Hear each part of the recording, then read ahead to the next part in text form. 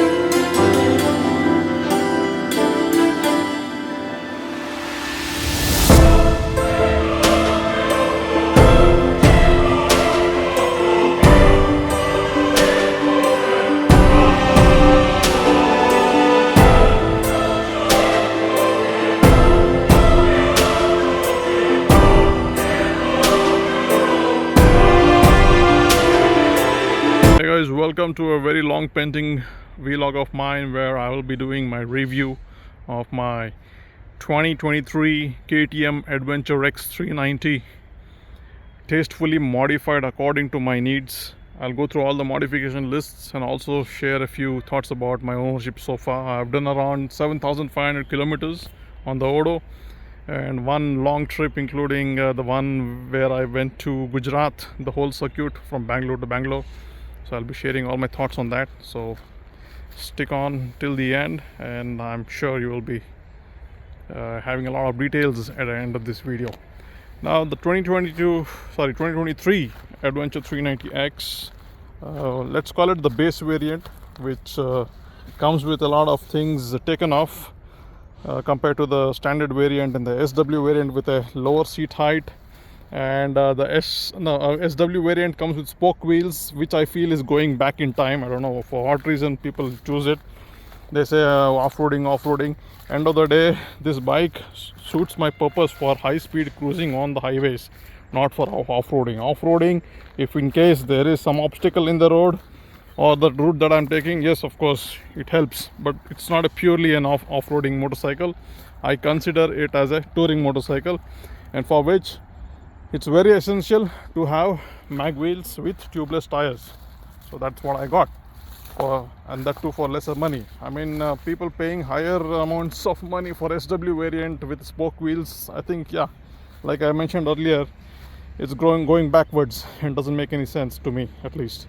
Alright, so most of the modifications I've done, I'll just take you through them. And to begin with, I'll start with this particular grill out here from Motocan. This is just for aesthetic purposes, just so that it looks good, and that's that.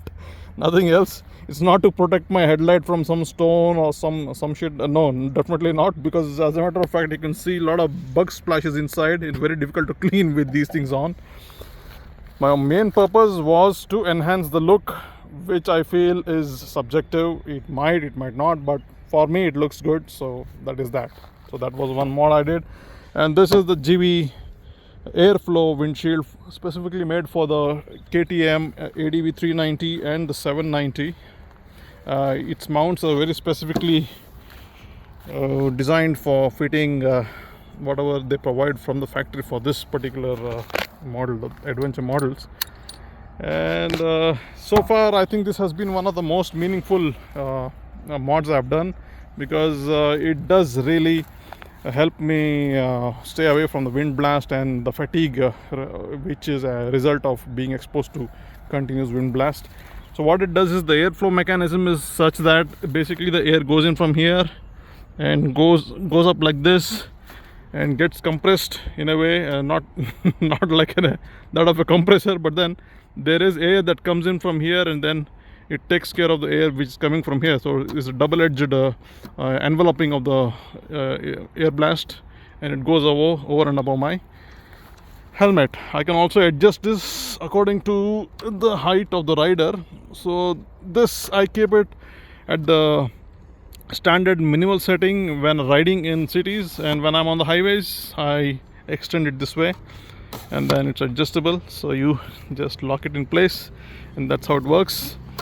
I paid about 20,000 rupees for this, and I feel, yeah, it's expensive, it's on the expensive side, but it was worthwhile for me. Okay, that's how I look at it. Next mod I did was the Autolog Aerovo kit that I ordered from online from their website. This had a lot of other graphics going on here. I removed it because it looks very gaudy and then cheap. They had written some Adventure X and all that shit, which I feel believe need not be there. So I took it out. Looks nice and clean. It enhances the aesthetics as far as I'm concerned, but it's not only an aesthetic mod, it also is a functional mod wherein it will provide wind blast coming in from the sides. And before you would have seen probably in other models that you have a small winglet here on the other side.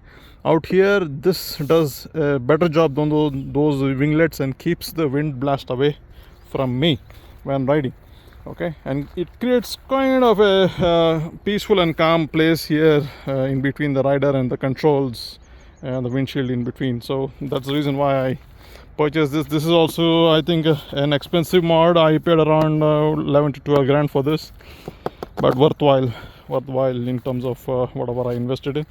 And this is the standard crash guard which came from the company. I didn't want to experiment with all the other things because I've had a 250 Adventure before. I did add in some other heavy ass guards, and then I felt that it really makes the bike even more heavy, which I didn't want it to be. So I just kept the standard guards from the company, and I'm happy with that. In fact, I can also make use of it for 2 pouches that I ordered from online from Trek and Ride. I can host a couple of bottles and some spare parts on both the sides when I ordered it from online from Amazon. I can make use of that. So that is that standard, nothing fiddled with out there. And this is from Hexa GT. This is a stainless steel SS top rack mount. Pretty solid. It lasted.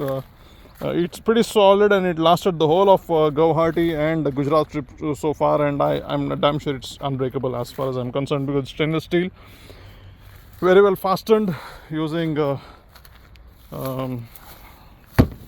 pretty good torque wrenches. And this is the Givi top box. It's 42 liters. It's the Givi Antarctic model, I think. Yeah, that's what it is. I used to have Shad before. My experience with Shad was not that great because it was oval in shape. Whatever you kept inside would just roll around and get mashed up and mixed up. But here it had some sort of a geometrical shape, so you can keep things in place.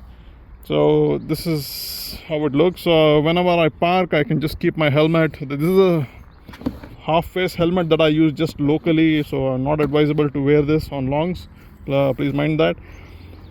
I can keep my gear, my jacket, my helmet, and my gloves, and a few other things like water bottle, etc. in there, and that takes care of it. I don't have to keep walking around with them. So the locking mechanism also very hassle free. Simple click, and then it is locked. You take it out. Way better than the Shad mechanism. And then let's talk about this. This is the Blazer or bike cover as such. So whenever you park it overnight anywhere and you want it to be safe from prying eyes, because the sense of privacy out here or personal space, it doesn't exist in our country. That's what I've seen so far. And there goes a saying that Ram Naam Japna Paraya Mal Apna. So keeping that in mind, this is the least I could do. So it covers up my bike in the nights, and then it doesn't attract any eyes or attention. So I would love to keep it that way. But overall, these are the mods that I've done, and I think this is where I will stop also in terms of the major mods that I've done so far. Apart from that, yes, of course, we have I'll just discuss 2 more mods that I've done. This is the Motor Ruin GPS mount that's fixed out here, with the RAM mounts for my mobile phone, and in fact I've switched from mounting my GoPro on my helmet to on the handlebar because I used to get a neck pain. Hopefully I'll be through that, and then I can probably start logging from the helmet itself in the future. And then again I have another Motor Ruin neck brace out here. I'm not sure how far it helped, because as far as I'm concerned, this is a cantilever design. The whole of the front fascia out here is a cantilever design, and in a way it acts like a absorber of vibrations. And when I tighten that entire spot using these braces, I think that is that is, instead of being absorbed here up front in the front fascia, it's being being transferred everywhere else. And I feel the vibes from the sump guard out here. So far there have been 2 oil changes, and in spite of me telling them to tighten it up as much as possible, it still vibrates at certain frequencies. Okay, but then that is that. You gotta live with it. KTM is also a bike that vibes a lot, so I've accepted that fact and started living with it. In terms of the tires, I feel that is where there is a lot of so being a base model, it came with the MRFs. Not that happy with it, but then I manage it. My riding style has changed because of this. I don't push it like I used to push with Metzlers. The previous Dukes and RCs that I've owned all came short with Metzlers, but I've gotten used to the way one's supposed to ride in with MRFs. So this is the thread pattern, and then this is how long it has lasted for 7,500 kilometers. And you know what the best part about it is? So the center stand I ordered online. This is another mod I did, and I've done quite a bit of off-roading, in the sense not purposefully. I've been through regions where it needed a little bit of saddling, etc. Never had any issues with this touching the ground whatsoever, and very helpful in terms of chain maintenance, and also parking it securely where you feel there might be people sitting on it and trying to take photographs. Better it is on the center stand so that it does not lean over, and then what happens, falls down, right? So dropping a bike is a carnal sin as far as I know. Please don't do it. So apart from that, what I want to say is, look, I could have bought the standard 390 version, right? It costed around 40-50 grand more, but then that comes with this ride traction control and all that shit. To be honest, that it's like cutting your fun short.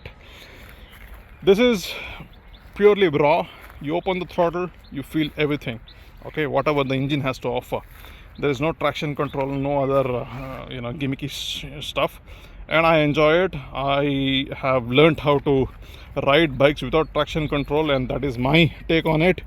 Been riding for the past 20 years, so this is my take, and I don't intend to use these fancy gizmos whichever is being provided in the market. As a matter of fact, I heard that even the Yamaha 155cc R15 and the MT15 are providing these kind of traction control and all for those puny engines. I feel it's all a pure marketing gimmick as far as I'm concerned. But then I'm happy with whatever comes out of the, as raw it is, as raw as possible, and I'm happy. Okay, so you learn around it. Okay, we are beings of creatures of habit, and creatures who can learn to run certain things, and I believe in that as an old schooler. That's what I'm happy with, and it couldn't get better than this. Okay, for going in and paying less and then getting a raw motorcycle with 390 cc which produces I think 37 newton meter torque, and 37 let me correct this, I'll just put it online. Okay, I'll just put these specifics online. I don't have it off the record right now, I can't pull it off my mind. So you might be wondering why this is green in color. So I had ordered a set of chain spray online again.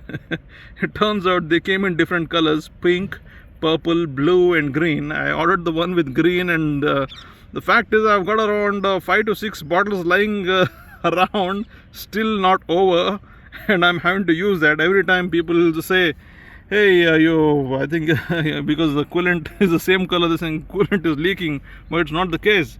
It's basically the color of the chain spray, the lube, chain lube, which comes with a color that's held on out there. It doesn't seem to be going for some reason, because it's oil end of the day, and you're supposed to use a solvent kind of a thing, maybe a diesel spray or something to get rid of it. But then that is that. And so far as I'm concerned, this is the only bike I think I would have mentioned already in one of my vlogs, that the chain sprocket system has been pretty silent and hasn't started whining, and I'm really happy with that. Really happy, because the previous motorcycles I owned, after 5,000 kilometers, the chain sprocket started whining. For some reason this has held up pretty well, and I'm happy for that.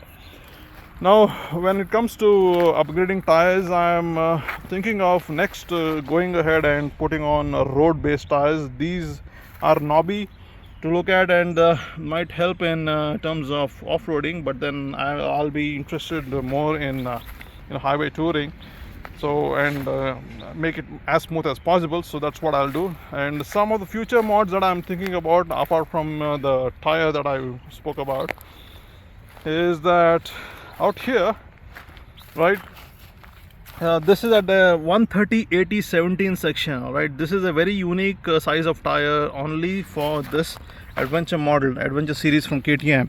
Usually you get 130, 140 and 150/70, right? Because the previous bike I had was Suzuki V-Strom. It had a 70 height, that is a sidewall height, 70 mm height.